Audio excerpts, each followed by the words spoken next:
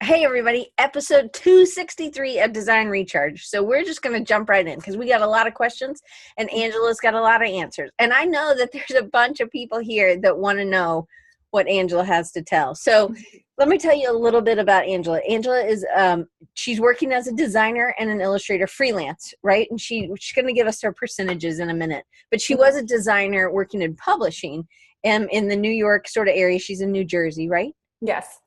Yes. She's got a really awesome flip-flop tan. I saw it just a minute ago. I worked so hard at it.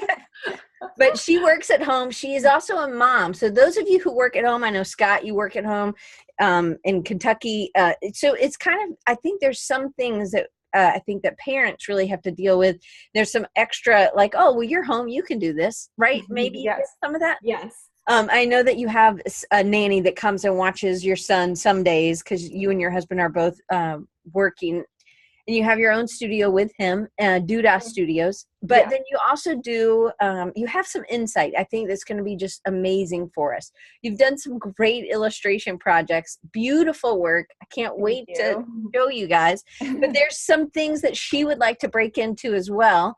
Editorial illustration is one of those. So you have done a ton of stuff. And some people are going to say, oh, well, she's just in the right place. You know, she's right around New York, so it's not too hard to get up there. But I think that that's a misconception. I think that we all can have a lot of things at our fingertips, but I think you have a lot of drive.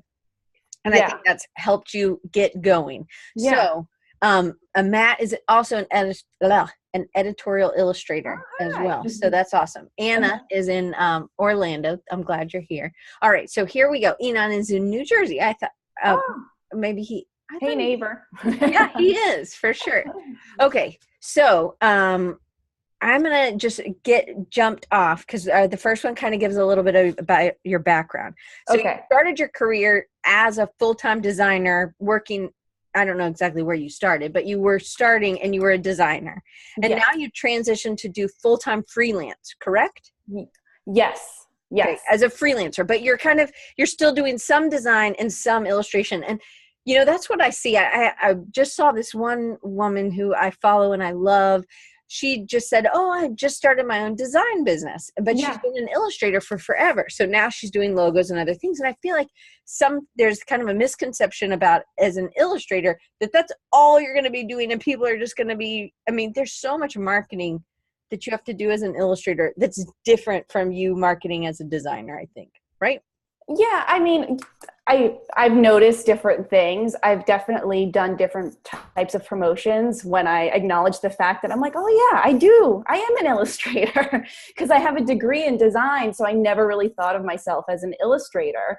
And then I kept on getting like projects and they're like, yeah, can you, illustrate this? And I'm like, wow, maybe I should actually start calling myself an illustrator and acknowledge that. But I got a lot of design work from just knowing a lot of different people. So how did you meet those people? Just in your job as a designer?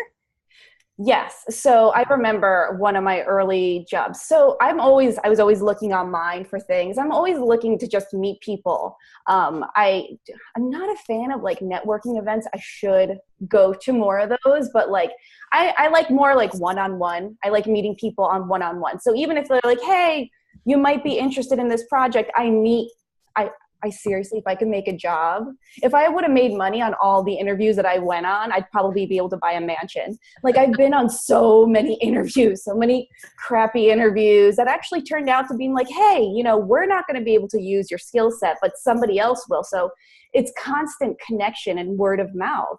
So anytime that someone has asked me, they're like, yeah, I don't think I'm going to be a right fit for this job. I don't know if I really like it. Like, just go. Because you never know who that person knows and how you're all going to be connected at some point. And I've gotten so many jobs like that. Not, the interview, but like I've made friends and now I know people and we keep in touch and they're on my mailing list. And I'm like, hey, and they're like, oh, wow, I could actually use, you're actually good at doing a logo. So, hey, and it just gets the ball rolling. So it really helps. So I definitely had to market myself in different ways once I came to when I realized that I was more of an illustrator, and I networked with my illustration friends, and I have like many friends that are like so knowledgeable and sharing their information and experience. And they're like, well, you could try a mailing list. You could try putting an ad in an illustration book. You could try doing, social media gives you such a reach too. Like, it's awesome. And tagging everything. I mean, illustration. You've had a lot of good luck. No, you've had a lot of good luck. You've gotten in some blogs. You've had some legs on some things, and I think the toaster project is one of those that had some legs. That I think you got featured on Uppercase magazine. Yeah, I love that magazine. It's awesome. Oh my God, it's so beautiful. So if you guys don't know about Uppercase, I got to interview this lady, but that's all she does. She does the design, and she does a bunch of stuff that other books have kind of spun out of that. But there's no advertising in that magazine, which I think is amazing. And I started in publishing, and so for a magazine not to have ads, that's what we did too. That was it's hard to do. It's just subscription based, funded. So let's get back to, so you have had some legs on some of those things. It's also about going and being willing to go to some interviews.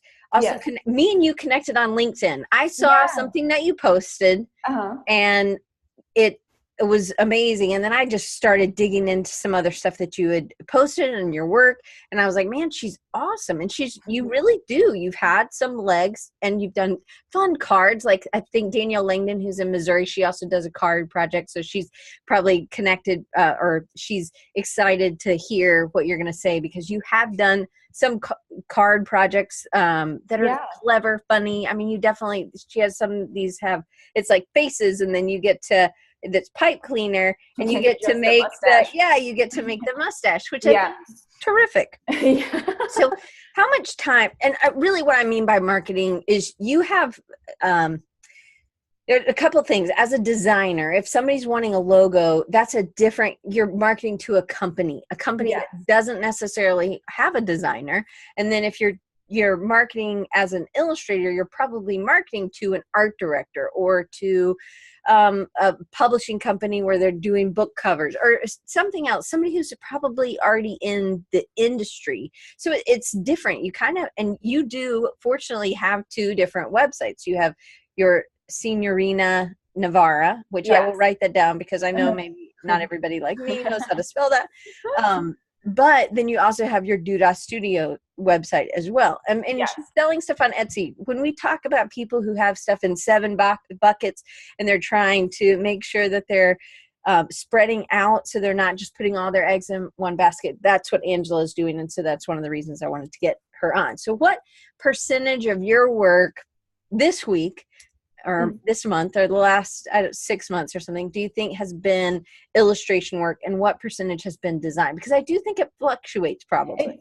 It does. It really fluctuates. Sometimes it's like recently it's 60% design and 40% illustration, even 70% design and 30% illustration. But then there's times where it's like 80% illustration and 20%. I'm like, am I getting the percentages right? I'm like, hold on. It's okay. We're not math people. We'll take whatever like you tell 80% and then 10% design. Oh, there's another 10%. So so 20% design. So, but right now it's mostly design work that I'm doing, which I love doing, but it just keeps me on my toes. I don't like doing the same things, and I'm always trying new things. Like, I'm like, oh yeah, I want to try and do, a product design. And even though nobody hired me to do the product design, I'm just going to do it. And I'm going to see how it works, even though like that's what started the toaster calendar. Like, I really think that this could be really fun, and I'm obsessed with toasters. So why not like make something that'll just sit around all year on your desk and just constantly remind me of wonderful toasters. Exactly. So I did that, and it spiraled into getting work that's similar to that, recognition for things like that. And it takes time, because there's times where I'm like, I'm not getting paid for this project, but it's the best way to get the kind of work. You do the work that you want to get, and you show that, and people appreciate that. Art directors out there appreciate that, and stores, shops that want to carry it appreciate that. But yes. But you also have a range. So you're not just doing I mean, you do mostly digital illustration, but you also do lettering. So Yes. so then you have the design, which I really feel like your websites focus so much on the illustration and lettering, right? You have Yes. that, but then Those are my loves. Yeah, I love exactly. And I yes. think like the same thing with the toaster. So, and I read if it was a blog post or what, but you had a ton of antique toasters, I guess, that you had collected or I have did. still. Okay. Yeah, I had to get rid of them because space is an issue. Okay. So, but you had this, so then this toaster project, this calendar stemmed Yeah. from you loving toasters, right? Yes. Loving old school, like 1920s, 1950s toasters, going to the toaster museum. Like I get obsessive over things. And then when I do, it ends up showing up in my work. Like I get obsessive with certain color palettes. I get obsessive with a lettering style. And then I just kind of like, keep going. And then, sometimes it turns into something else, which would have never evolved if I never started at that one place. Right. And with the toaster calendar, I incorporated hand lettering, like things that I love. Like I have a very mechanical mind, but I also have a very like abstract mind. So I like projects that kind of combine those two things. And I was able to do that with the calendar. Like, I'm like, oh yeah, I get to do lettering, but I also get to figure out how I'm going to package this and how this is going to work together. And that was really difficult. But it was so satisfying when it finally worked because they would cave in, the toast slices would slide down. How are they going to stay up? Like all this production stuff that I ran into that I learned so much from that I could take and apply to other projects in the future. Right. I want to show them the toaster calendar since we're talking about it so much. So I think you guys can see my screen. So this is kind of how it worked. And you can get your own today. Yes. If you want, which I shared the link in the awesome. chat already. And it'll be in the show notes if you're watching this on YouTube. So to me, this is a constant. I always think of calendars as such a great constant marketing because somebody's using it all the time. And it's a constant reminder of you and a constant reminder of your illustration, your design, but then also kind of your quirky loves, right? Yeah, exactly. Yeah, it was just something that was very near and dear to my heart. I put so much into it, and it was ups and downs. Like I remember trying to submit it to the MoMA, the Museum of Modern Art. Were looking for product submissions, and they actually really liked my toaster calendar. So I made it past round one, and I got in there, but the production was not resolved. So I'm like, I had this awesome idea. I took pictures of it and I submitted it. And then they're like, we want to see an actual prototype. Please mail one in. Oh my God, this is awesome. MoMA? Oh my God. And then they were like, yeah, no. I still had to work on the production aspect. So a lot of the time, like I always thought, if you have an awesome idea, like you got it. And that's it. No, it wasn't. No, like, and I'm like, they'll like totally get that what I'm trying to do here, and they'll have faith that it's going to come together. They didn't, and I don't blame them because it was months after I figured out how to package it, how to make it come together, where to get it printed, what type of printing process. It took a while. So, and I learned so much working with the awesome printer that I worked with too. But yeah, I was really sad about that not happening, but but something else better, it'll come. So you'll have another idea and then MoMA will want that thing. But now you learned something, right? Yeah, it was an honor just that they acknowledged my toaster calendar. Yeah. I really liked it. So, things like that, that have happened. So when you worked in publishing, what was your job and what kind of publishing did you like? Was it a book or magazines or? It was mostly children's books. So I first started off doing consumer products at Nickelodeon for properties like Dora the Explorer, Blue's Clues, and Aya. And it was awesome because I would create style guides for the properties, and we would have different themes like, Storybook Dora or Everlasting Blue. And that's how I actually started illustrating, because they were like, hey, why don't you draw it? Like, why don't you give it a shot? Draw Dora for these style guides and let's see how it works. So they started liking like my illustrations, and they kept on. I was actually a junior designer at the time, but they had me illustrating a lot. And then I was like, am I? No, I'm designing patterns. Were you doing that on like how on paper, on an iPad, on the computer? Like how were you illustrating that? Because did you think of yourself as an illustrator before then? No, never. Like I knew lettering. I was really good at lettering. So I loved lettering. I did that all throughout college. And I didn't even consider illustration, but I guess it is also considered illustration because I studied so many typography. I took so many typography classes. I designed fonts, I designed lettering, title treatments and things like that. But I still was in the mentality of like, I'm a designer and this is what I'm doing. So as the years went on, I noticed that they were asking me to do more and more illustration projects as a junior designer. And I'm like, yeah, it started sinking in.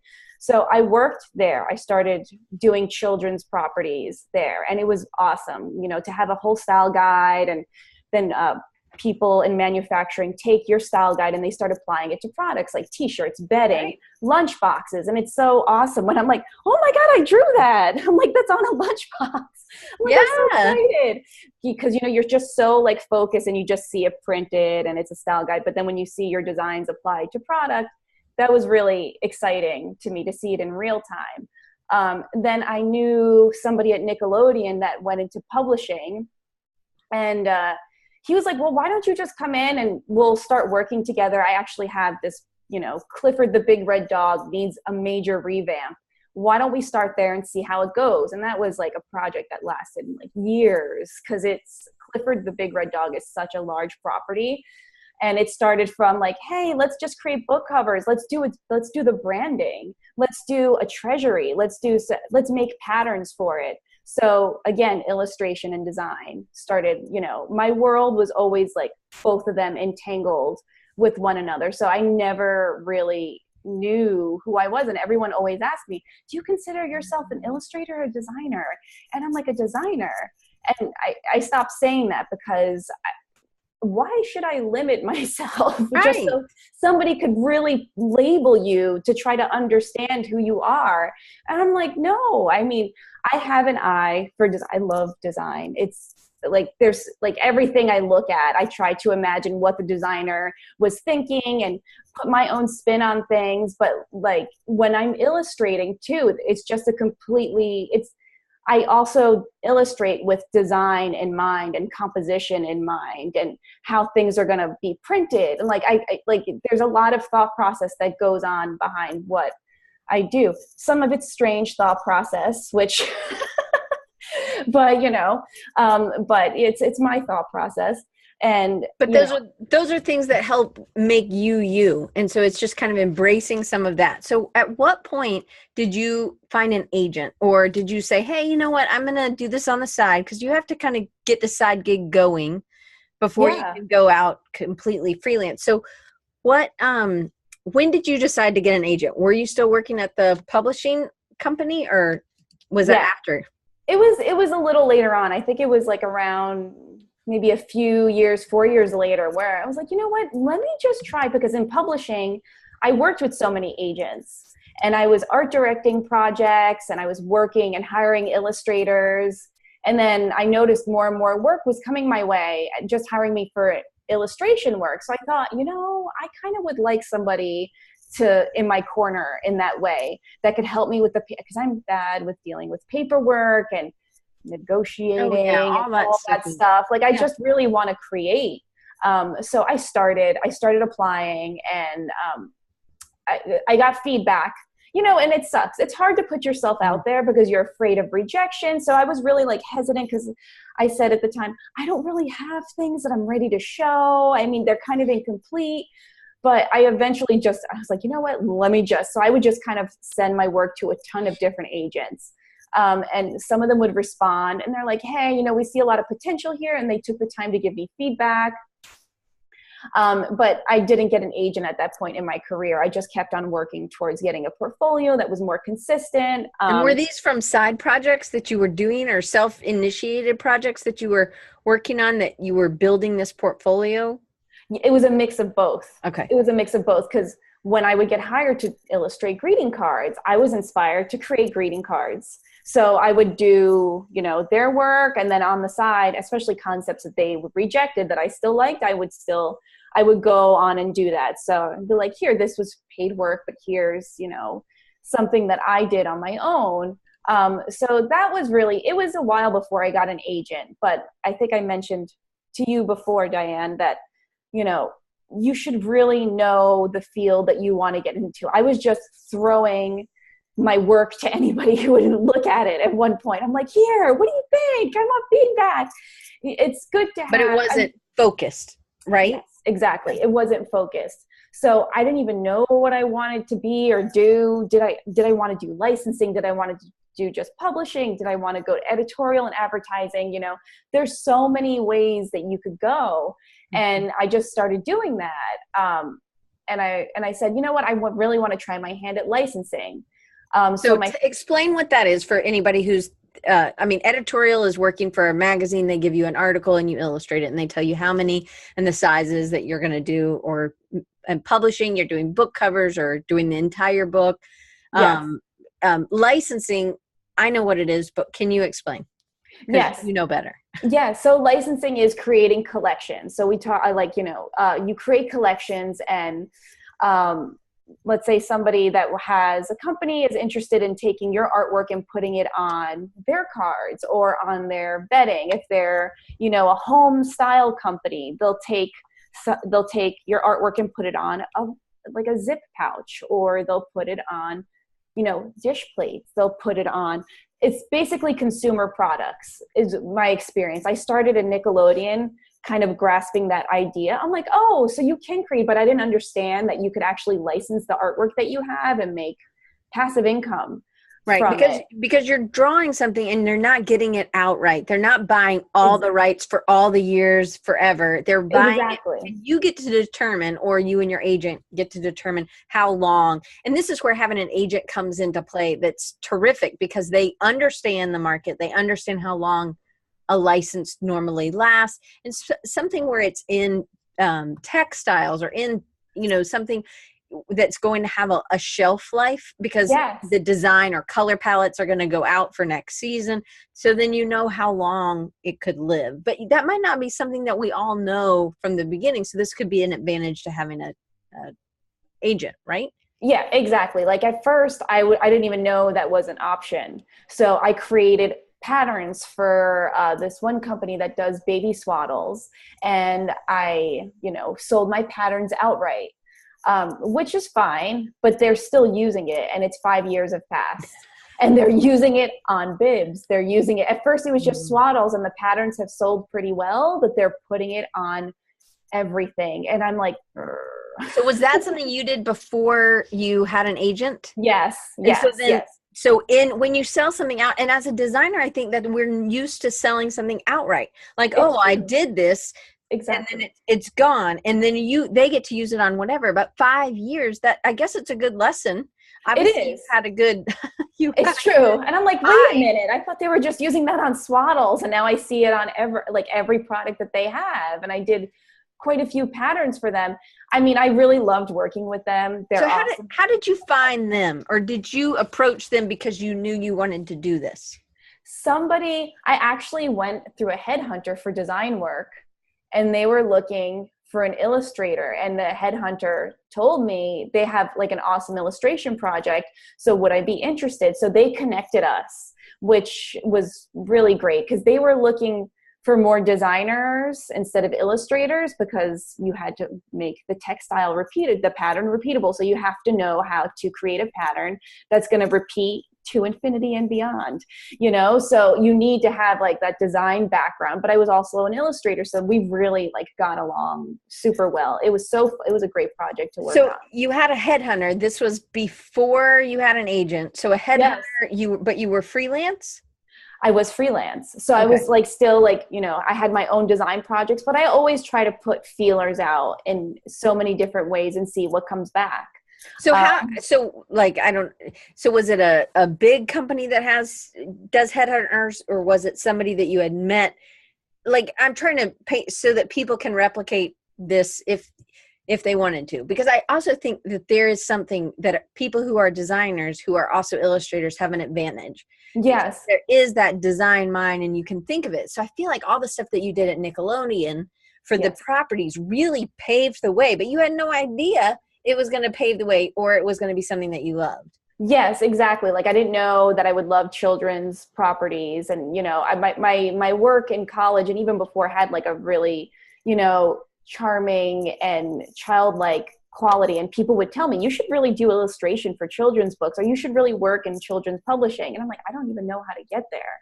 I mean, I'm just a designer trying to design, I don't even know, but I started there, and you're right. The mindset that I had, you don't license design, you just pay outright. When you design a logo for a large company, they pay you outright, but it's a larger sum, but you're not going to license. So my mentality and my experience didn't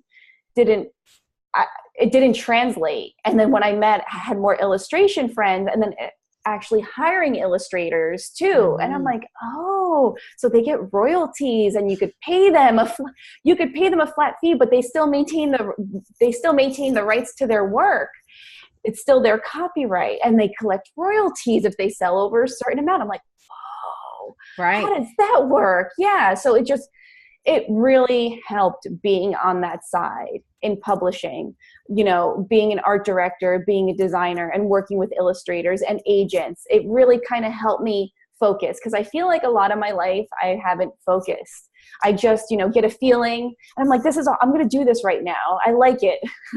So they kind of, having an agent really helps corral you. They give you focus. They give you clarity, and they're like, hey, the sloth craze is like insane right now. Can you do some animal cards or things like that? And I'm like, oh yeah, I was like working on a sloth card, but then I got sidetracked and I started working on something else that I thought was awesome, like birds, whatever, or like I just wanted to design something. But it really helps having that guidance. And it was a long time before I realized that, because it was like, I had one agent that was too big, the second was too small, and now I'm at the one it was like the Goldilocks effect, So talk about that a little bit. So going from that headhunter, because the headhunter is not the agent, correct? No, and I didn't even know at that time there was such a thing as an illustration agent. So a headhunter is going to find jobs. It could be one-off jobs. But it's more,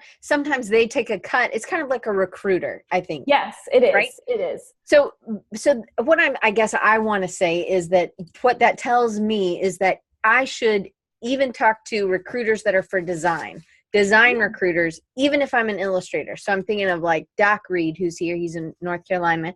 He's an illustrator, great illustrator, but he could talk to, I think, if you're trying to focus on illustration, this is another avenue of possibly getting some illustration work, is by saying, hey, I'm a designer, but I'm also an illustrator. Because I think that's a niche in those people who are trying to place designers, that they don't have a lot of people that they can place that are necessarily illustrators and designers. And sometimes a project calls for that. It's true. And it's especially now with iconography, am I saying it properly, with all the apps and everything. Like, so a lot of the work that I was asked to, submit a proposal for was like, oh, you're a designer, but can you create a style guide for an app that we're going to do? And we want icons that are focusing on love and this and that. So can you create something like that? And, people, it's more rare to find somebody that has those two mindsets, which is awesome, because I love like merging both worlds. And I think that we're always forced to be one or the other.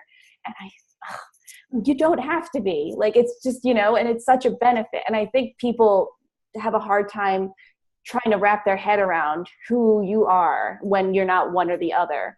But so Andre's saying he's had illustrators and his internet went down. He said he's had art directors or art editors say that they don't like when illustrators also design, and because they would tell them, they would tell them how to do their job, like a designer, art director. And next week, we also have another illustrator. So just to plug that. So he's doing children's book illustration, but he's also started out as a designer. So I actually feel like it's a huge advantage. But it's just, so it's too. being able to step back and having an art director. So I think, not that Andre isn't doing this, but I feel like some art directors might be like, well, you know, feeling like they have to kind of fluff their feathers and show their, you know, Yes. place. And I feel like there is, and Josh and I are definitely going to be talking about some of that with some of the things, because, you know, if I was thinking about it, Angela, I would say, oh, they ask you to design this and then you do it and there's no critique. There's no like, oh, you know, maybe you can make that leaf a little bit bigger or whatever. Like they don't, but they do that. They do come back sometimes and say, hey, I need you to, you know, change the color, or I mean, there are going to be things, there still is edits and revisions. And there could be a lot, right? You know, because there's so many hands, so many approvals, so many people that have to be on the same page. And I think it was helpful for me to see that side of it. And it makes me a lot more patient when I'm illustrating for something. And they're like, I'm sorry, you know, marketing, because there's marketing, there's, you know, editorial, there's, you know, sales. And it's just everybody's has a different mindset, you know, they're like, this is topical right now, but this is more unique and we haven't seen it. We're afraid to make something more unique, you know? So I got to see all the voices in the room. And I'm like, you don't need to apologize. I know exactly what's happening. When they're like, I'm really sorry, you know, this shoe isn't going to sell if you put the shoe on the cover. It's not really like topical right now. I know it's unique, but marketing and sales think it's dated or it doesn't look retro enough. So you have to change it. You have to, and even when I hire illustrators, I try to wait as long as possible. I try to wait as long as possible to give them feedback because I'm afraid I don't want to give them feedback and then somebody else comes at me and like, hey, you know, I just showed this to somebody else and can you ask him or her to do this now? And I'm like, it happens at the 11th hour. I'm like, hey, you know, this isn't politically correct and someone just told us about this. Can we get this artwork back tomorrow? And I feel awful doing it. You know, but it's part of the game, which it is not necessary. It's not something as a designer it's not unheard of. So we have a couple of questions. I want to make sure I get it. So Matt has a question. He said, do you shop your work to a cold lead list? And he says, I have 2 huge project books, but how to get it in the right hands of the people how do I get it in the hands of the right people that he's never met? And I think that's probably a really, you know, a lot of people have that same pain point. Yeah. So getting something that he's working on into the hands that and I think he's working off a cold lead list, meaning he doesn't know the people. So how does he get it to those people? Okay, so we get a lot of, I've seen through, and I've been a designer in publishing houses, and we get so many mailers from illustrators. And to be as specific as possible, like put the name of the art director, because sometimes it says art department, right? You know, and you know, I don't know where your mailer is going to go, but try to find out the art director in the group and send it to her. And send, you know, when there's a note or when there's something more intimate or personal about it, it really stands out in a stack of mailers or a stack of promo materials. Like I'll go through it, and I'm like, oh, someone hand lettered the envelope. Oh, I'm going to keep it. And I put it in it really, because art directors get a ton of mail. Right. So how are you going to make yours stand out? A note, you know, because we just get like postcards sometimes and write something. Yeah, I would think that doing something a little bit extra, and that's where the internet comes into play, and connecting on LinkedIn or following them on Instagram. If they're not doing creative work, if say they don't have a side project they're posting to, then it may be harder to reach out to them on Instagram, but it's not hard to reach out on LinkedIn. And that may be where you start the conversation. It doesn't mean that then when they get your letter, then it's more meaningful because you've already had it's not so cold, I think. Yes, exactly. And then you start a dialogue. You know, it's the best when you're just like, hey, you know, something that I do on LinkedIn is if someone accepts my LinkedIn request, I'm not a fan when people are like, hey, can I add you to my LinkedIn network? Okay, sure. I always try to email them afterwards. And I'm like, hey, and I try to look at their profile and see who they are as a human being and talk about their interests. I'm like, wow, I really love what you did, or I'm a big fan of this genre in books. I have a mailing list. I send out an email I'd like to send out once a month, but it's more like once every 3 months. Let's be honest. I'm not going to spam you, but I'd love to keep you in the loop of with my projects. I like to think of myself as a sincere human being, and I try to convey that through messaging, and I usually get a really good response. They're like, yeah, of course, here's my email address. And I just that note that I send people, it makes such a big difference. And then, they email me back when I send a mailing. We love this. We have something coming down the pipeline. It's about building something that's a little bit more real and intimate with people than just kind of adding numbers to your LinkedIn profile. Yeah. Like, hey, we're all people trying to connect with one another. And it's so hard to really do that in this climate of social media and feel like so much of it is so impersonal. Just to send a message, it takes like a minute. It's made such a big difference. So Matt said, so we're back to sending physical things. And I think yes, but it can start. You don't have to just, have 1,000 printed. You can really have them catered, but that's where knowing what you want to focus on, right, Yes. Angela? And then also being able to share some of those weird things that you're really into, like a toaster. You might have another whole list that's just toaster people, or have people who are want more hand lettering, or and then you can focus in. But I think getting something that is physically focused for that person is huge, right? It is. It's huge. And you could also focus on somebody through email. Like when I get mailings from illustrators, it's awesome. I love seeing what they're up to, but I love it when they're like, hey, Angela, what's up? Like, what's going on? What are you working on? Here's some stuff that I worked on. Like, they actually took the time to like acknowledge me as a human, and it means a lot to me. And I save their work. And if I see a project that comes down the pipeline that really their aesthetic could really be helpful towards, I present them to the art directors. I present them to the group. I've done this in the past. And it's not because all the other illustrators that have sent promo materials aren't as talented or amazing, but it's all about like standing out and making an impression. And you want to be someone awesome to work with. And I get to see your personality. There's so many factors that go into having a relationship with somebody. And it's not just like, here's my work. And I'm like, who are you? Like, tell me about yourself, and if that's exactly it, right? We're not working with just, I always feel like with developers, they're just kind of like punching in the code or whatever. Yeah. But really, we need somebody who we can go back and forth with, and somebody we can work with. And that's what an art director is looking for as an illustrator. So they need to see that you're more than just your portfolio. So how are you getting your personality out? And you can do that by being a good emailer, right? Being conscientious of who they are and doing a little digging. And it's your social skills, right? A little bit of your soft skills go into helping you get that. But Scott also said, he's also an illustrator, does children stuff. He said, yes, send physical things. He has the smallest, I think, Scott, correct me if I'm wrong, I think you said about 250. And so that still may be a little much for some people, but we're not talking about what they used to do is print 10,000 and send it to every single person.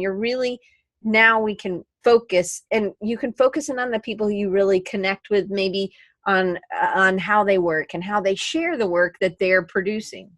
Exactly. And even when you send, like if an illustrator sends a mailer and then follows up through email, and it's like, hey, Angela, did you get my mailing? I sent it out last week. And it was, just starting a dialogue is excellent, and keeping top. And I try to do that as well when I'm seeking illustration work.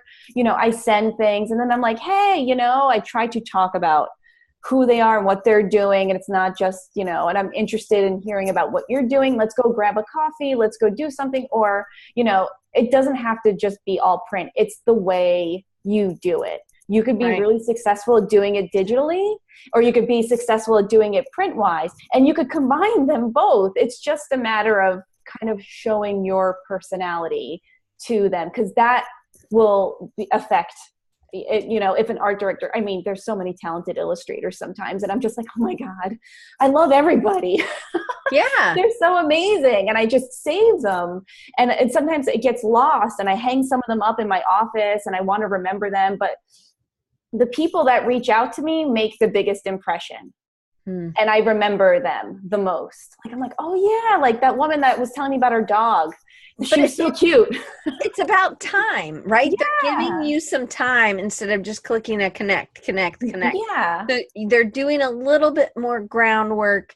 And that's why that's how you and I did not send her anything physically, people. No, Angela and I just connected, but but we had a talk like this, and then I was like, oh my goodness, this is great. I want to have you on the show because I think you have a lot of information. Yeah. So it's about giving some people some of your time. So we have two more questions that I want to make sure I get. And Joseph over talking, I think he might have typed the same thing again. Okay. But it's he's a non-illustrator designer, often wondered about licensing as it pertains to the work he's done. Do you have any insights or experience with licensing from that end? And so Joseph has done a lot of t-shirts or t-shirt things. So if you were think more, and if I'm wrong, Joe, let me know. But so can you go backwards? And I don't believe you can. If you've sold it out, you can't go backwards, but you can go forwards. If you own the rights of that thing, then you can sell those this is where talking to somebody like you or having an art director where you actually are reading what somebody else is licensing, and then you kind of get the insight. Oh, they're getting royalties. Yes. So he was saying that he's a designer and he wants to get into licensing. It's all about putting yourself in that arena. Like, where do you want to license your product to? These t-shirts. Are there manufacturers that need artwork for apparel? How do you get in touch with them? An agent would be an easy way to do that. And if you find an agent that's focusing on your niche, it would be good to kind of be in contact with that agent. It might work out, it might not.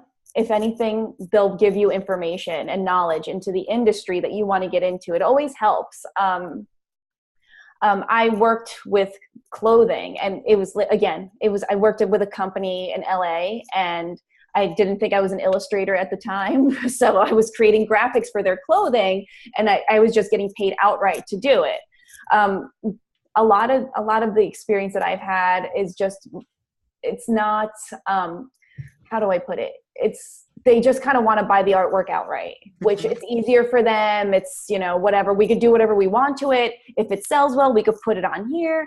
And to get them to do licensing, an agent really makes a difference in that arena to deal with licensing. Plus, I don't know what's his name, Joseph? Yeah. Yes. Like how well you are with contracts and how to keep track of everything. I'm not. I bought all the books. The GAG, the Graphic Artist Guild book, is an excellent resource, and there's contracts in there, and it explains how certain things work in different industries. And even then, I'm like, my brain hurts. I don't even know. Okay, so if I do this, that'll happen. It still doesn't work for me. I just, but you can. And I know plenty of artists that have done licensing, and they created a collection of things that they wanted, and the art director envisions your artwork on plates. If Joseph is like, oh, I wanted to create these for t-shirts. And like, well, there's like this really kick-ass plate manufacturer that could totally see your artwork on their plates. They'll pay you and they'll license your artwork, or they'll try to buy it outright.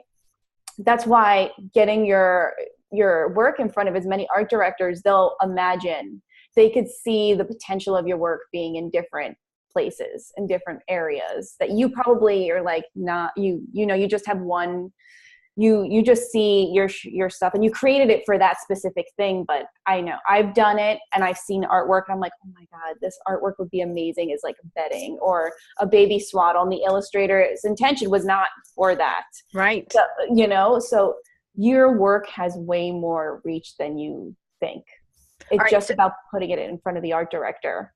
All right. So I'm sorry. Keep going. Sure. No. Go ahead. So I want to switch gears and go back to the Goldilocks, because we're talking about how an agent is an advantage. Yes. So let's talk about the big, the small, just right. So kind of go through what was, you know, when you don't know much, you finally get somebody to say yes, and they're what for you? What was that? What did that look like? And why was that fit not okay? And then why was it that you didn't stop? You went to another agency, and then you went to another agency. And I definitely want to get into some other questions in regards to that. Yes.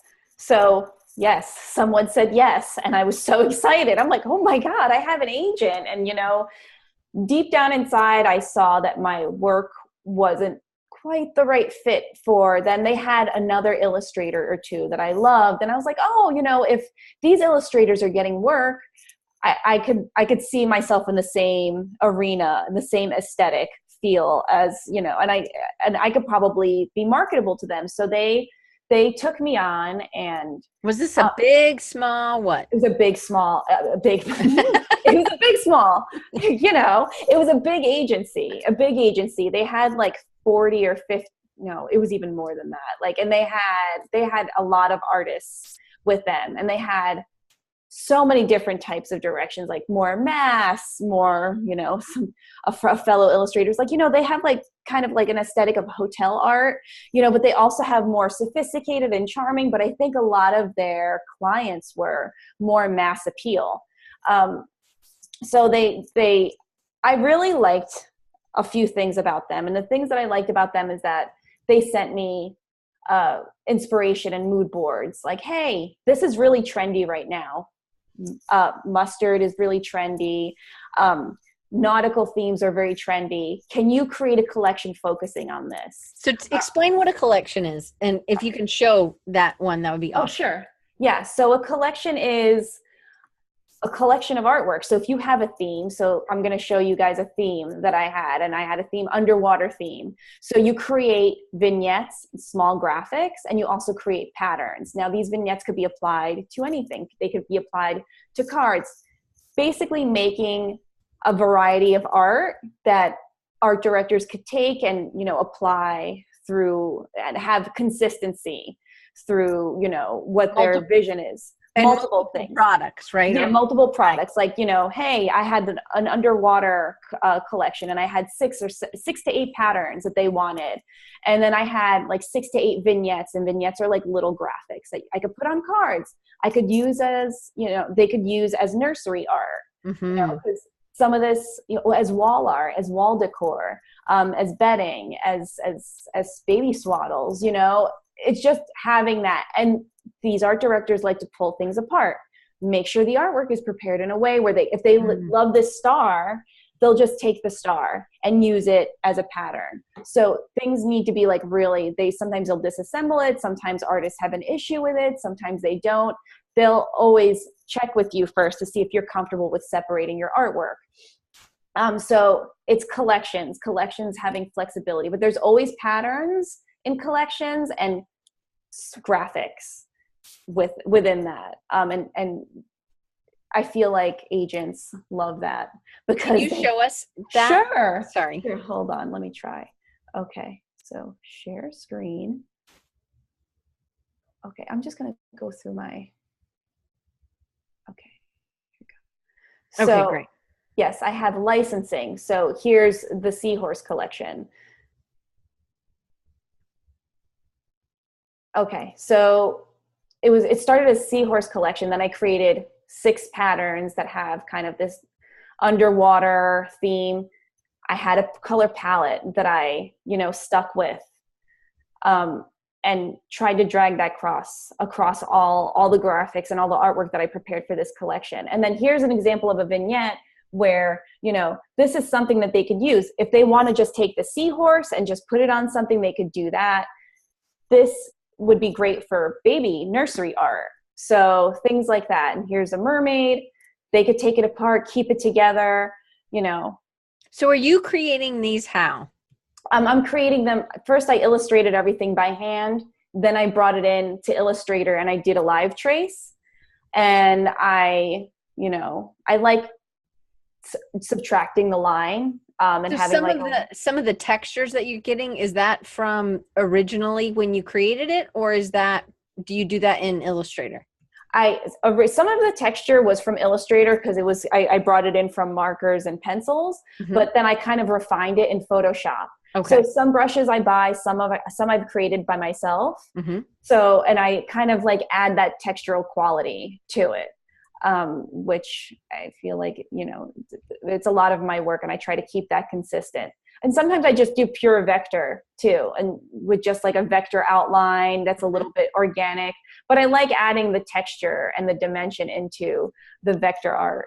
I love that stuff about yours. Oh, thank you. So it has a lot. You have a few of those vignettes, and then you have a bunch of patterns that will work together.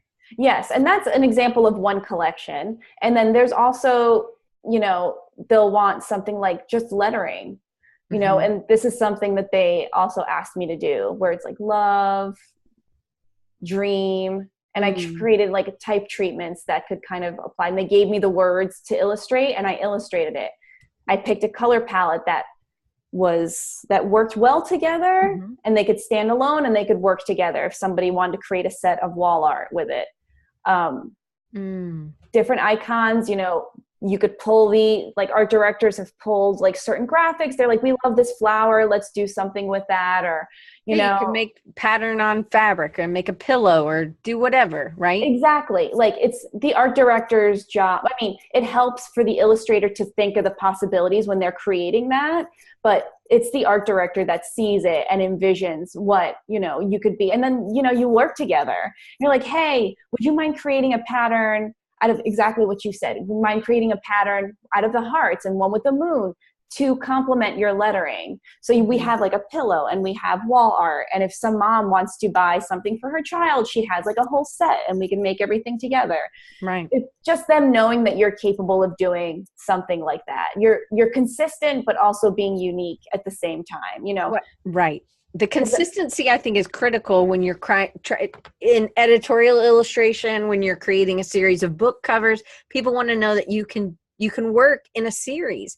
And I think these don't have to be huge. I think this one has 4 it's 4 parts. Yeah, exactly. So these don't have to be 30-day projects, but sometimes maybe a 30-day project, you come out with 12 only that work. This is a great series. The 24/7 365 is what I call it. I don't know if that's... Yes, I love it.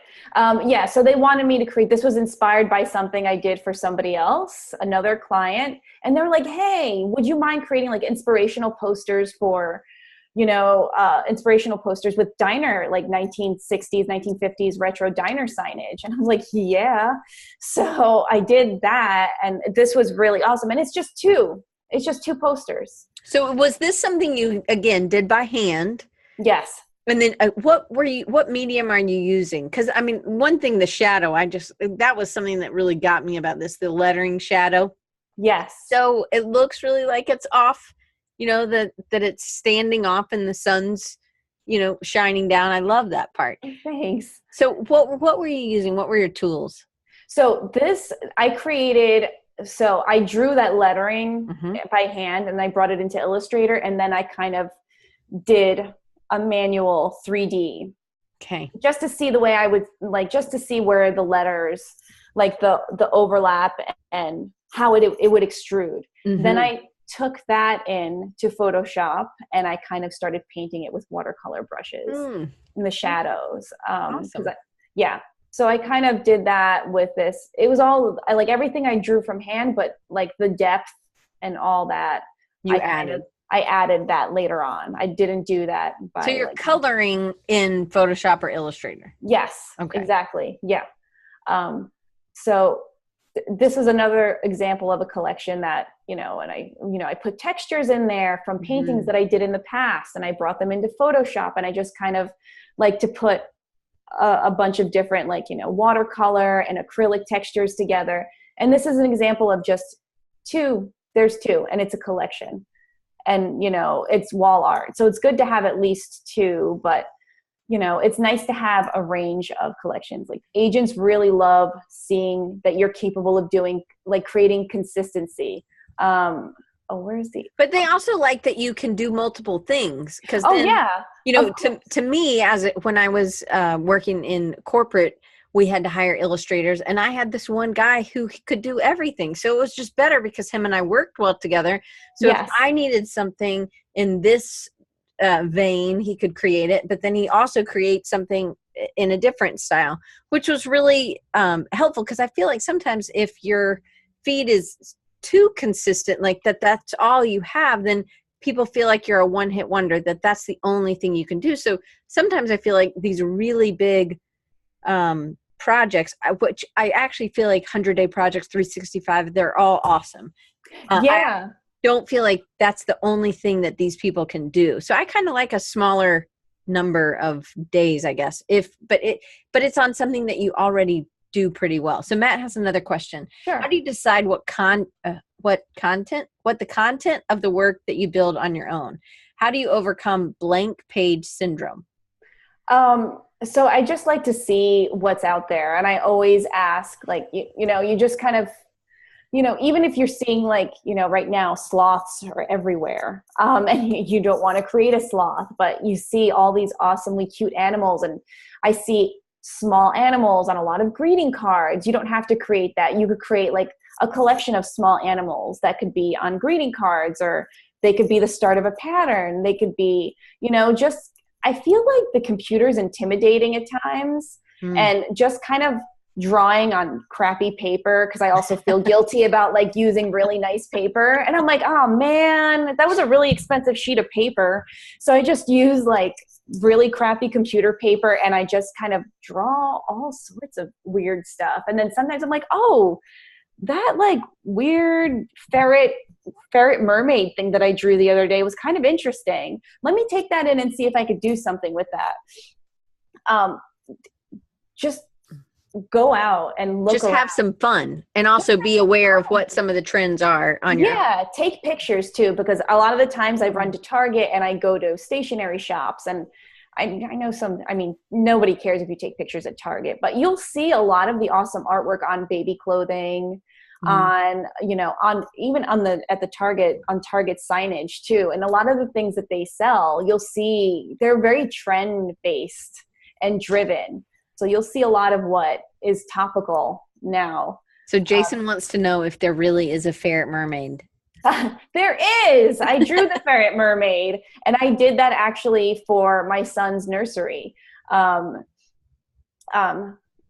is it? It's somewhere around here. There it is. Because I was mermaid. Yes. Silliness, and then I was like, oh, I kind of like him. Let me do something with it. And save your sketches too, because then you'll come back with a fresh set of eyes after going around looking at everything. You're like, what, this weird fish that I drew with like 3 legs kind of could work for something. It doesn't have to, there's so many times where I've drawn stuff and I'm like, this is crap, I don't like it. And then I go back to it and I'm like, wow, that there's actually like, maybe I could do something with that. Right. Because you're in a different perspective, or you're just seeing things differently that day. You're like more hyper today, and you're more mellow the other day, and things aren't going to appeal to you. Don't ever throw, this is bad because I'm kind of a hoarder. I'm like, I try never to throw anything away, because it's so refreshing to see like where your head was at. I'm like, oh yeah, I was kind of depressed that month.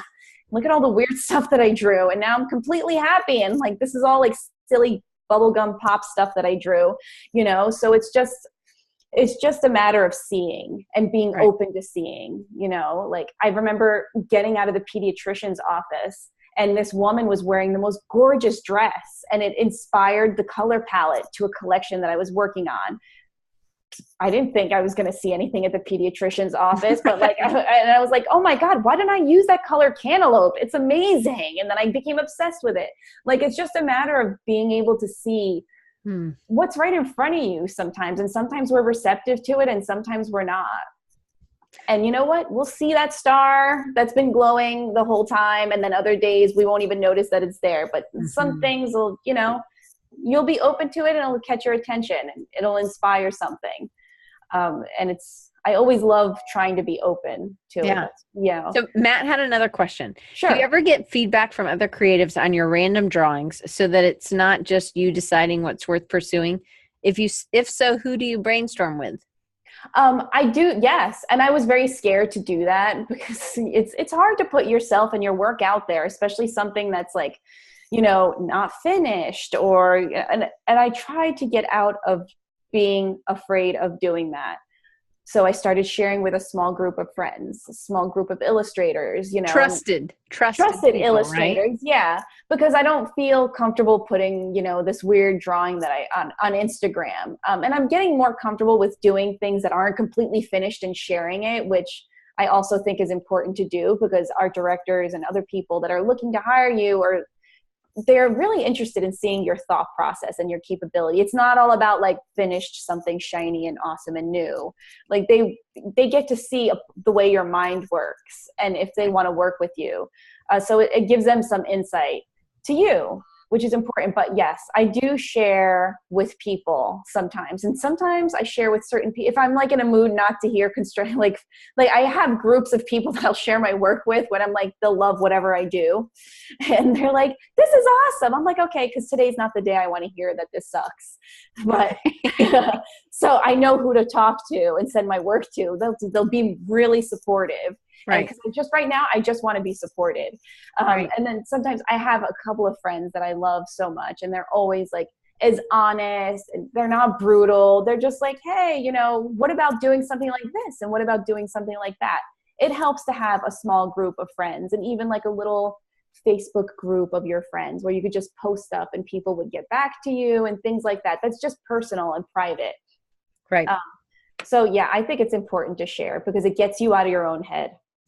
Sometimes. So Angela, can you stop screen share real quick? But you got to finish. We didn't really touch so much. Oh, sorry. No, we'll just have to have you back. So okay. I have a question. Sure. You go from the big that you were just excited to have, but then you realize that there were some issues with a big agency. Yes. So then you go to a small agency. Yes. And what were some of the good and positive and negatives of a small agency? I liked that it was more focused. I liked having, I thought I was going to get more feedback from the agent, some guidance, because I missed with the smaller agent, I missed having the collections, like not the collections, but having mood boards and having inspiration boards sent to you. Like, hey, this month, socks are all the rage. So let's do something with socks. Like there weren't a lot of initiated projects. It was just me like kind of going after him and being like, hey, I want to get more editorial work. What can I do? Can you help me? Like I was kind of a stalker a little bit. So it was, and I'm like, can you help me? Like, what do you think about this? And I wouldn't hear from him. So I guess it's a smaller agency and they're not able to like, I thought it would be more intimate. And I thought we would have more of a back and forth. I thought that there would be more, between the other illustrators, we'd have more of a community together. And it wasn't that way. Like I would have loved the small agent to send a mailing like once a month and be like, hey, so-and-so got this work, like keeping us in the loop with each other. Cause we're all part of the same agency. Right. And I didn't get that from him. So Anna has a great question that's about agents. Yes. So is there a best place to research where you should find one that matches your style? I've heard to go to children's books and look for who their agent was, but there must be a better way, right? She said. That's a great question. Like, that's a great question. And I think that I think the way that I found agents was because I was in publishing and I knew of a lot of them, and LinkedIn really helped connect me. But that is such a great idea. There should be like a website that's indexed, like agents for advertising, agents for, motion graphics, agents that do so-and-so. But I always just found agents from just Googling, but I would love that because it would make my life so much easier. I think there are actually books, but I actually had a book that you could send, I bought it on Amazon and it actually had everyone's address in there, but it wasn't just agents. It was actually like publishing houses, different industries in such like publishing or magazines and what else? I mean, there's so many. Children's apparel, like sending your information to people like that, but not agents in particular. So she said like the artist market, like something like exactly that's exactly what I was talking about. So one of the things I've heard from people, it's not from me, but I have a friend, So, that they say, oh, well, we already represent somebody who does work like you. So it feels like if Anna's saying, oh, I'm just going to go find somebody who does something similar, I actually feel like maybe that's not a good place. You need to find somebody who doesn't do what you do, but does other children's books or does other apparel. Yes. So that may be something as well. And Matt says you can subscribe to a professional list agency access. So I will get all that, and it'll be in the show notes. Yes, I've done that too. And they had like different mailing lists and stuff, and you could kind of like organize everything, because I had like a Martha Stewart mailing list, and I had, you have a lot of access. Unfortunately, I didn't have great success. I've heard of other people having success with that, but it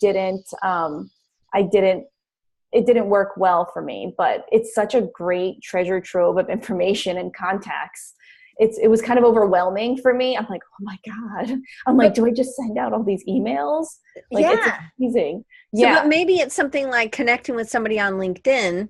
Yes. Andre also says the Association of Illustrators sells of their contacts and publishing, editorial, etc. I know Scott Soder told me about the Society for Writers of Children Book Illustrate. I can't remember. It's SCBWI. Yes, I know. Those are the words. Yes. I know the Society of Illustrators. There's so many things that you could be a part of.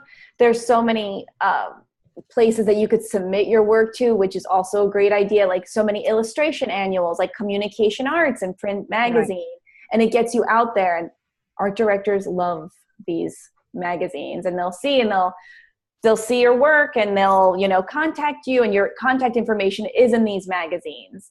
And it's, you won something. It's prestigious to be in these publications. And even like the books that you're paying to be published in, those are great. And I've done that too, but you could also do, what was it? There's a directory of illustration, and then there was another one that I actually had more success with.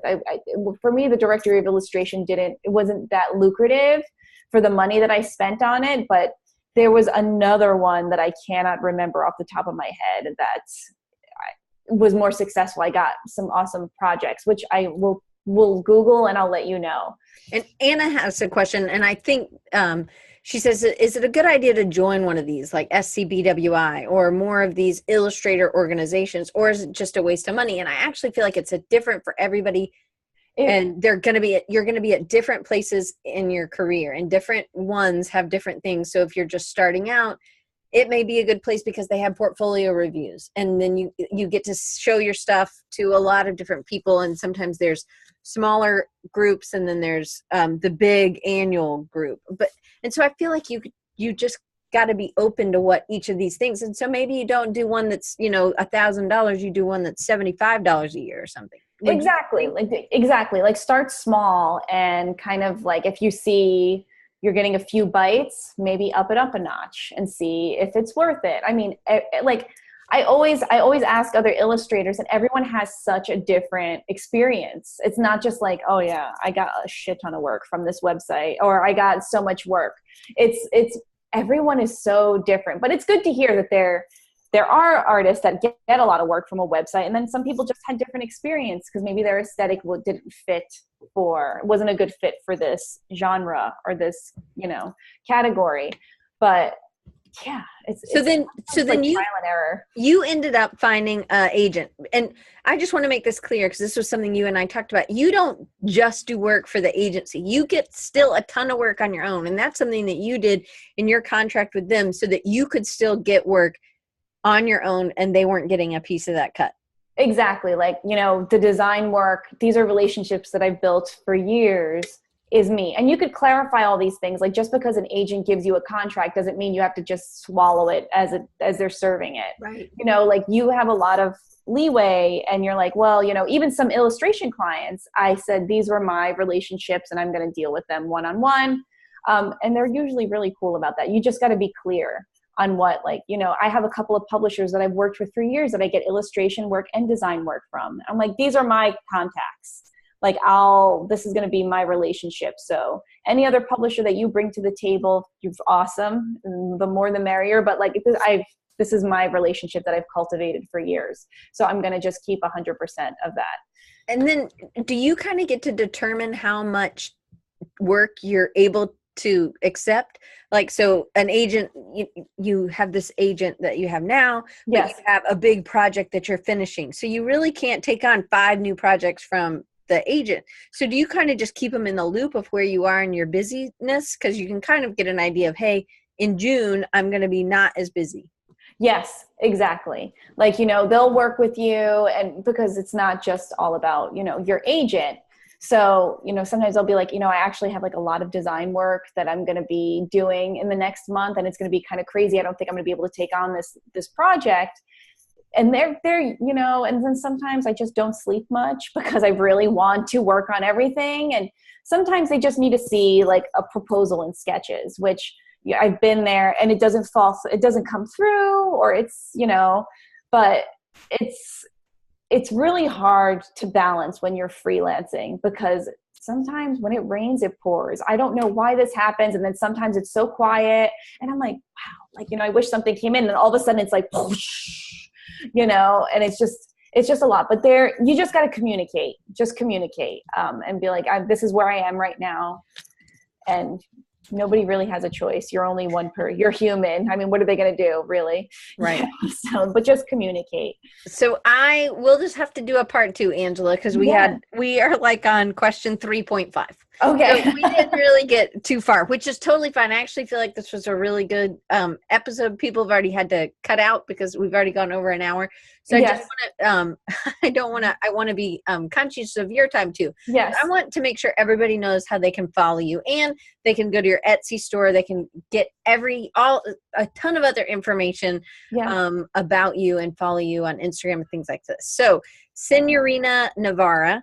Yes. Because you are Italian, right? Yes. Uh-huh. So it's SIGNORINANAVARRA.com for anybody listening on iTunes or wherever you get your podcasts. Yes. I don't want to just be Apple worthy. And then you can also on Etsy.com, Duda Studio, and that's just one studio. Yeah. And then Do has 2 O's and Da has 2 A's. Yes. And then also on Instagram, Signorina_Navarra. I'm not going to spell that out. Hopefully you guys can get it from, and it will also be on the show notes. And then on LinkedIn, again, another great way to connect with Angela. That's how I got connected with her. Yeah. So, and then LinkedIn, Angela Navarra, and I think you'll accept of course, friend request or whatever. LinkedIn. Tell me about yourself. Yeah, I'd right. love to hear from you. Not just the standard, can I add you to my LinkedIn profile? But you do also have a mailing list. So I do. Where can we see the mailing list or get on it? Where's the best place? You could just go to my website and scroll all the way down and just put your email in that inbox, and it'll subscribe you to a MailChimp mailing list. That you don't over spam. So that's I don't. It's been like a few months. Yeah. I'm like, I'm not going to stalk you unless I have to. Because I could be quite a stalker. So like, did you get my email? I sent you this new idea. Like, where did you get it?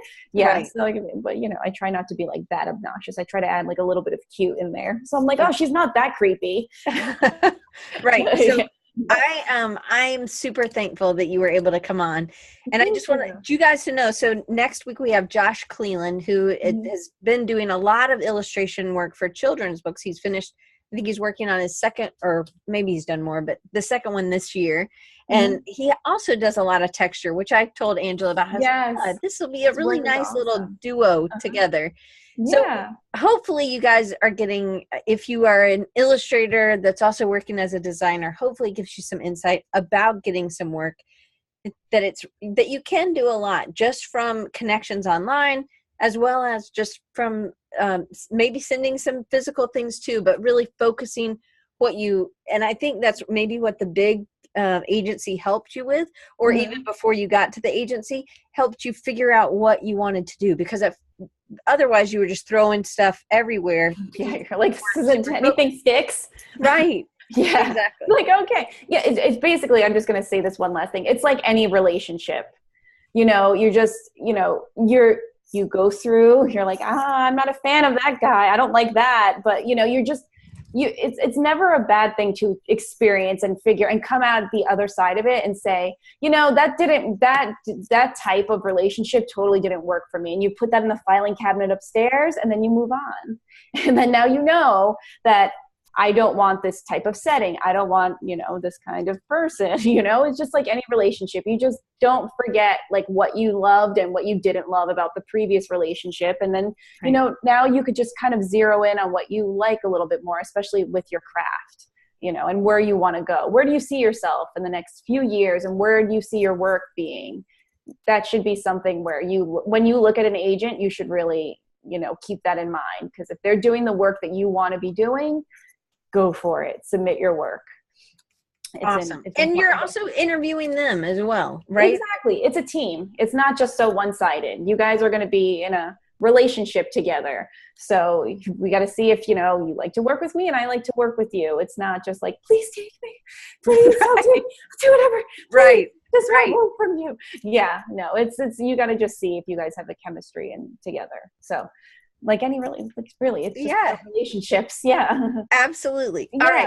So Angela, thank you so much. Thank you. Guys, if you want, you can hit like if you're on YouTube, if you're on iTunes or wherever, Google Play or whatever, wherever you get your podcast.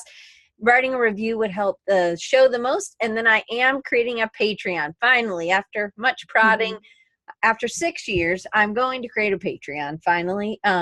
So it'll be like $1, $2, or I think I'll do a $5 maybe, but it'll be, Amy's like, yes, finally. It will be a small, minimal amount. And I'm just excited to open that up and have you guys help really be a part of making the show come together. So look for that at the beginning of this month. I know it is August 1st. I'm actually really happy to be back. I took July off. So Angela, you were a great start, and you really have such great energy, and your work is so, you guys really, I hope you dig in and look at it, because there is great textures. There's such fun. And I love that the collections really are different. And that's to me, is one of your strengths, that you have different palettes. You're not just working on the same thing. And you really do think about it like, what this element could be used for multiple things in a bunch of these things, so that there's consistency. There's so much I think we can learn from you, and that we did learn from you today. So I really appreciate you taking the time. Yes, sure. And thank you. You're so great to speak to. I loved you right from the moment we first talking. I'm like, she's so fun. Well, I'm really excited to have you back. So I'm going to get Ashley to schedule you a part 2 so that we can finish this conversation, because this really is. I took a ton of notes. Andre, you were amazing on giving us a ton of great resources, as well as Matt. Thank you so much for all the awesome questions, and Anna. So thank you so much, and we'll see you next week with Josh Cleland, and I hope you guys will join. If you need me, you can always follow me on @DesignRecharge in Twitter or any other social media, LinkedIn even, but I'm not Design Recharge there, just Diane Gibbs. Anyway, y'all have a great day, and see you next week.